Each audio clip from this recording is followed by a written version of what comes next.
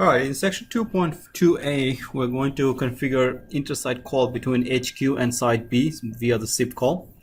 You are required to dial 4-digit between HQ phone and SiteB phone, which should be functional, bearing in mind the following: that we should be using SIP end-to-end, codec should be ILBC, calling number should be 4-digit, so therefore you're dialing call 4-digit, but your calling number should also be 4-digit. All media and signaling should terminate on R2, which is the cube, Cisco Unified Border element, and must use a voice sub interface. R2 should not be involved in codec negotiation, so that therefore we must use a codec transparent to configure this. So I'm going to walk you through step by step. First thing you're going to do is, because we are going to need ILBC codec, you're going to use a different region. So this is your region. Let me increase the font size a little bit.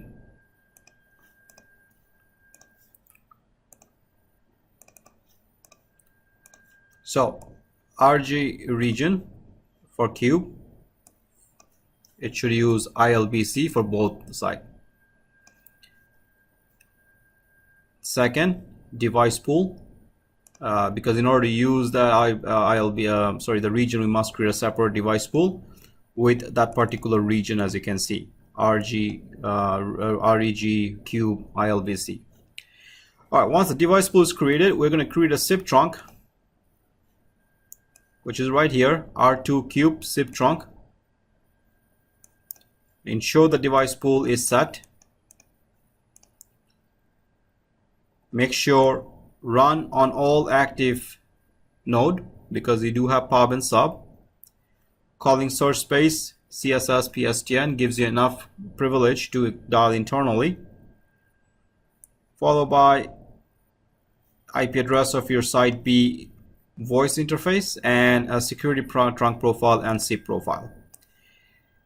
So once this is done, you're going to add a route group for the SIP trunk,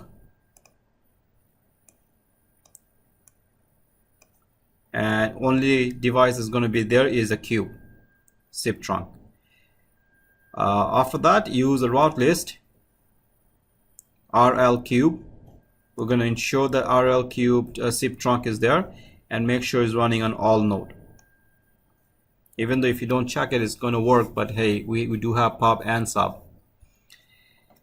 Now once that part is done, now you're ready to create a route pattern. And the route pattern is going to be 3 4 X X X, because 4 is for